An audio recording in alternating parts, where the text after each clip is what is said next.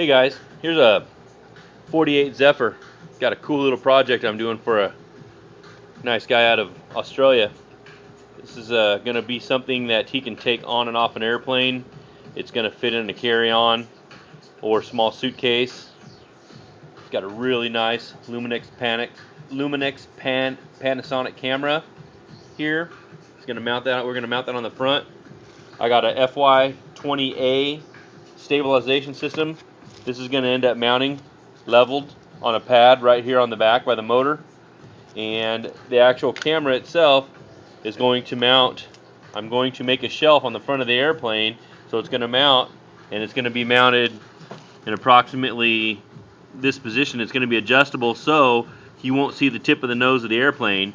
Plus, the nose is still going to be underneath it, and it's going to have a nice, good, solid mount that straps in, possibly with rubber bands or with that standard quarter 20 mount that goes in the bottom. I haven't figured out. I got a couple parts ordered, and I'm going to see what I can get to work.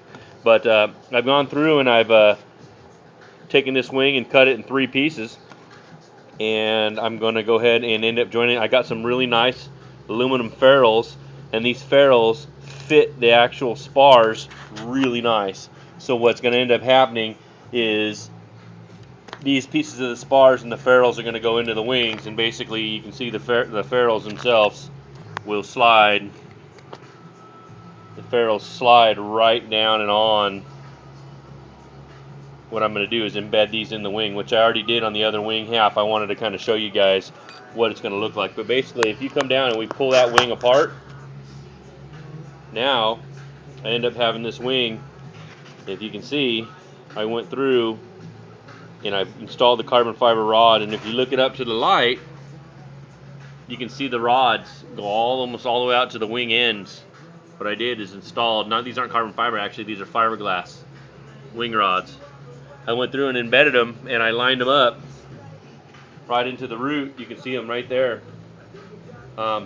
In the actual power pod, that's what I'm calling the centerpiece. Because what's going to end up happening is I'm going to have the batteries, putting the servos all the way out here, so the servos can go straight back and be able to disconnect and connect directly to the elevon.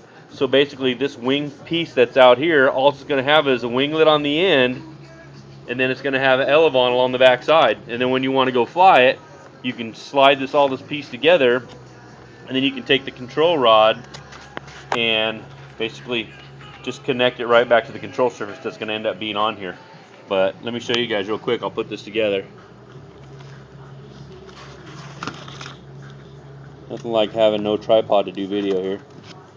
So now look. Well, I made them a little bit off, so there's a little resistance on getting it together, so it slides together really nice, and it's nice and stout. I'm going to put some nice rare earth magnets in the root of this thing, so when you slide them together, it literally holds it together nice and stout.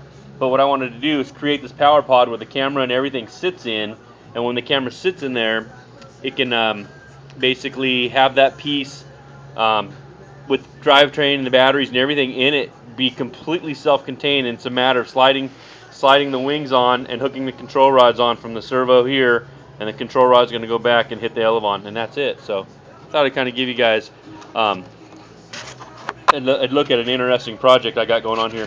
So basically, if you look at the size, I mean, basically you think of a suitcase. I mean, what, he's got, 2 wings there. These wings are only like 20 inches a piece, if that.